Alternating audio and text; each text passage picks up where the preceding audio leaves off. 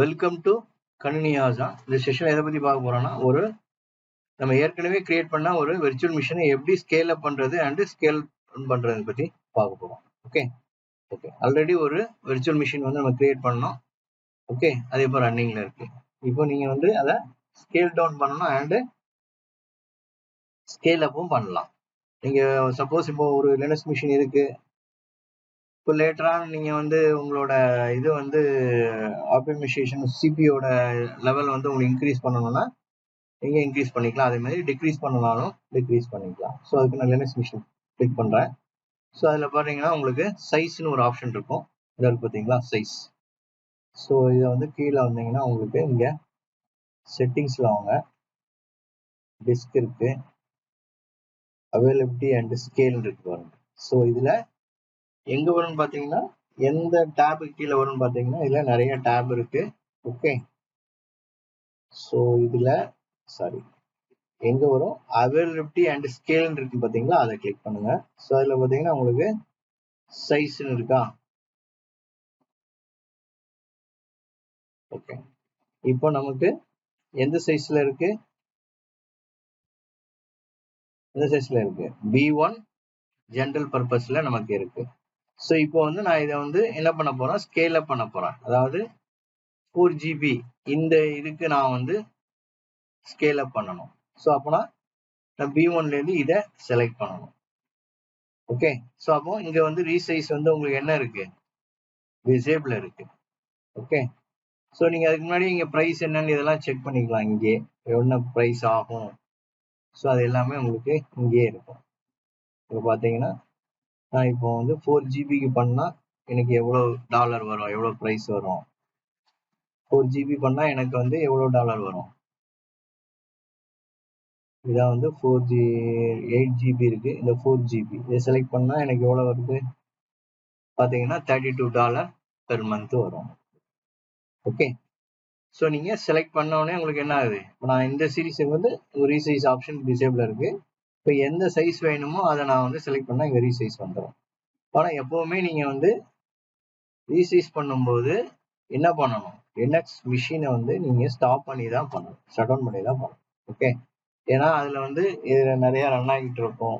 Okay, நீங்க சடனா நீங்க ரீசைஸ் பண்ணீங்கன்னா என்ன ஆகும்னு பார்த்தீங்கன்னா, இப்போ நார்மலா ஒரு ஹைப்பர்-வி மிஷின் ஒரு ரேக்ல தான் அவன் வந்து இன்ஸ்டால் பண்ணியிருப்பான். அவன் என்ன பண்ணியிருப்பான் அப்படின்னு பார்த்தீங்கன்னா, நீங்க ரீசைஸ் பண்ணும்போது என்ன பண்ணுவான்னா அந்த ரேக்ல இருந்து அதே இதுல இருந்து இன்னொரு இது வந்து கிரியேட் பண்ணுவான், ஹைப்பர்-வி கிரியேட் பண்ணுவான். அதுக்கப்புறமா என்ன பண்ணுவான்னு பாத்தீங்கன்னா அந்த டிஸ்க் வந்து எப்பவுமே தனியா தான் இருக்கும்.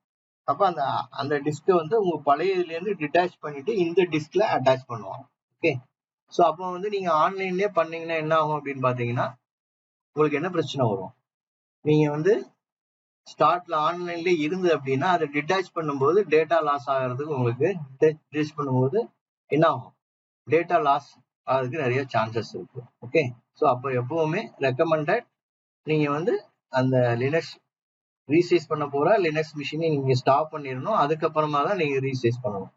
நீங்க ஆன்லைன்லயே வந்து ரீசைஸ் பண்ணக்கூடாது, ஆஃப்லைன்ல தான் நீங்க ரீசைஸ் பண்ணணும்.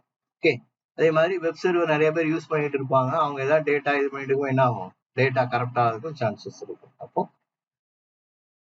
நீங்க கண்டிப்பா என்ன பண்ணணும், அந்த லினக்ஸ் எந்த மிஷினை நீங்க ரீசைஸ் பண்ண போறீங்களோ அந்த இதை வந்து கண்டிப்பா நீங்க ஸ்டாப் பண்ணணும். ஓகே, நான் இப்போ இதை ஸ்டாப் பண்ணிக்கிறேன். எஸ், ஸ்டாப் ஆயிடுச்சா, பார்க்கலாம். க்ளோஸ் பண்ணிக்கலாம். ஆல்ரெடி 2 நோட்டிஃபிகேஷன் இருக்கு. இப்போ ரன்னிங் ஸ்டேட்டஸ்ல தான் இருக்கு, ஸ்டாப் ஆகிட்டு இருக்கு உங்களுக்கு. ஓகே,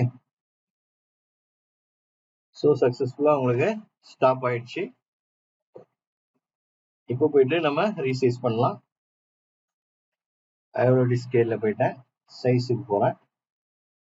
ஸோ அதில் போயிட்டு நான் என்ன பண்றேன், இப்போ நம்ம இருக்கிறது வந்து 1 GB ரேம்ல இருக்கும். ஓகே, இதே வந்து நான் என்ன பண்றேன் 2 GB ரேமு, இது பார்த்தீங்கன்னா எத்தனை டாலர் வரும், $16 தான் வரும் உங்களுக்கு. ஸோ இதை விட உங்களுக்கு கம்மியா வேணாலும் பண்ணலாம். ரேம் வந்து 0.5 பண்ணலாம், நீங்க பண்ணிக்கலாம். ஓகே, அதாவது இப்போ 1 GB இருந்து நான் ஸ்கேல் அப்பும் பண்ணலாம், ஸ்கேல் டவுனும் பண்ணலாம். ஓகே, நான் என்ன பண்றேன், இந்த 2 GB ரேம் இருக்குல்ல, அதை நான் செலக்ட் பண்ணிக்கிறேன். செலக்ட் பண்ணிட்டு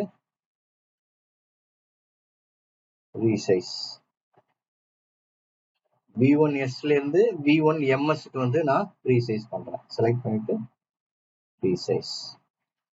ஸோ உங்களுக்கு இங்க ரீசைஸ் ஆகும். கிளிக் பண்ணிக்கலாம். ஸோ ஃபாஸ்டா உங்களுக்கு ரீசைஸ் ஆயிடுச்சு. ஸோ இப்போ நீங்க ஓவர்வியூல போய் செக் பண்ணி பார்த்தீங்கன்னா உங்களுக்கு சைஸ் ரெஃப்ரெஷ் பண்ணணும்.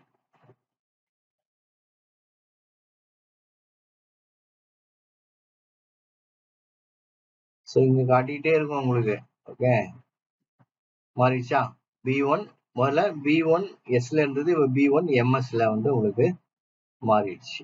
ஓகே, ஸோ அப்போ ரீசைஸ் பண்ணணும்னா இதுதான் உங்களுக்கு வந்து என்னது ஸ்டெப்ஸ். உங்களுக்கு ஸ்டாப் பண்ணிட்டு என்ன இது வேணுமோ அதை நீங்க செலக்ட் பண்ணா போதும். எங்க இருக்குது அவைலபிலிட்டி பிளஸ் ஸ்கேல் டேபுக்கு கீழே சைஸ்னு ஒரு ஆப்ஷன் இருக்கு. அதுல போயிட்டு நீங்க என்ன பண்ணலாம், சைஸ் வந்து ரீசைஸோ அப்பும் பண்ணிக்கலாம், டவுனும் பண்ணிக்கலாம். ஸ்கேல் அப் அண்ட் ஸ்கேல் டவுனும் நீங்க பண்ணிக்கலாம். ஓகே, ஸோ இப்போ வந்து ரீசைஸ் பண்றது எப்படின்னு பார்த்துட்டோம். இப்போ லினக்ஸ்ல நம்ம என்ன பண்ணோம், ஒவ்வொரு தடையும் போயிட்டு நம்ம என்ன பண்ணோம், ரிமோட் வழியா தான் நம்ம கனெக்ட் பண்ணோம். ஸோ இந்த இதுலயே வந்து நம்ம SSH எங்க கனெக்ட் பண்ணலாம்னு பார்த்தீங்கன்னா, சீரியல் கன்சோல் ஒன்று இங்கேயே நம்ம போர்ட்டல்லே அவன் கொடுத்துருக்கான். ஸோ இதில் ஹெல்ப்புங்கிற டேபுக்கு கீழே அது வரும். ஹெல்ப்பை கிளிக் பண்ணுங்க. ஸோ அதில் போனீங்கன்னா உங்களுக்கு சீரியல் கன்சோல் இருக்கு பார்த்தீங்களா? ஸோ இதில் நீங்கள் கிளிக் பண்ணீங்கன்னா நீங்கள் இங்கேயே சர்வரை வந்து நீங்கள் இது பண்ணிக்கலாம்.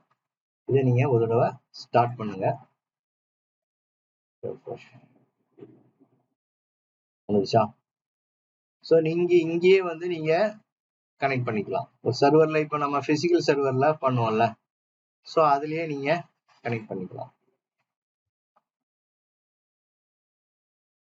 ஹெல்ப்ல போயிட்டு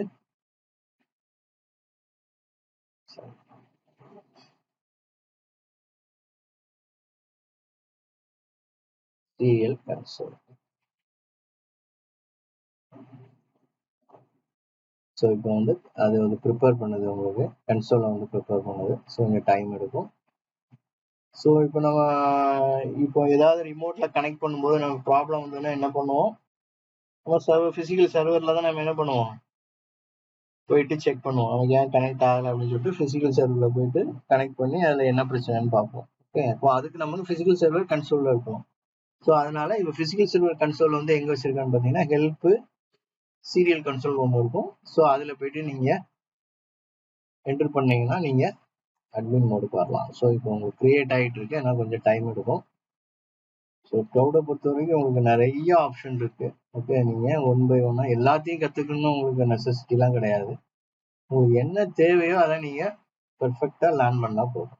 ஓகே ஓகே, ஸோ உங்களுக்கு ஸ்டார்ட் ஆயிடுச்சு.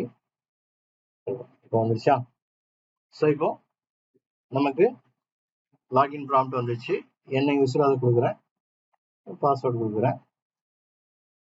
ஓகே, உங்களுக்கு இப்போ ப்ராம்ப்ட் வந்துச்சு. ஸோ ஐபி அட்ரஸ் பார்க்கலாம், செக் பண்ணலாம். ஓகே, ஸோ அப்போ நம்ம வந்து இதை போர்ட்டல் வழியாகவும் நம்ம லினக்ஸோட டெர்மினல் கன்சோலை நம்மளால எழுத முடியும்.